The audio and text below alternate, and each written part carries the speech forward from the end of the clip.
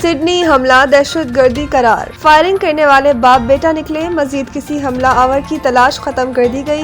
Police کے مطابق حملے میں ملوث افراد باپ بیٹا تھے، جن میں سے ایک حملہ آور ہلاک جبکہ دوسرا شدید زخمی حالت میں زیر علاج ہے۔ نیو ساؤتھ ویلز پولیس نے پریس کانفرنس میں بتایا کہ یہ فائرنگ یہودی برادری کی ایک تقریب کے دوران کی گئی۔ ہلاک ہونے والے حملہ آور کی شناخت 50 سالہ ساجد اکرم اور زخمی حملہ آور کی شناخت 24 سالہ نوید اکرم کے طور پر ہوئی ہے۔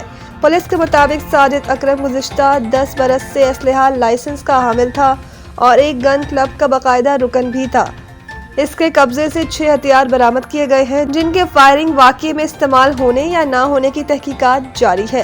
پولیس نے جائے وقوع کی قریب سے 2 فعال دیسی ساختہ دھماکہ خیز مواد بھی برآمد کیے، جنہیں محفوظ بنا دیا گیا ہے۔ حکام کا کہنا ہے کہ مزید کسی حملہ آور کی تلاش ختم کر دی گئی ہے، تاہم واقعے کے مربوحات اور پس منظر کی تحقیقات جاری ہے۔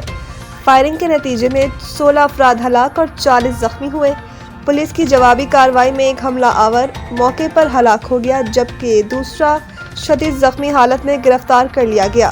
واقعے کے بعد آسٹریلوی حکومت نے یوم سوگ کا اعلان کیا ہے اور سرکاری عمارتوں پر قومی پرچم سرنگوں رہے گا۔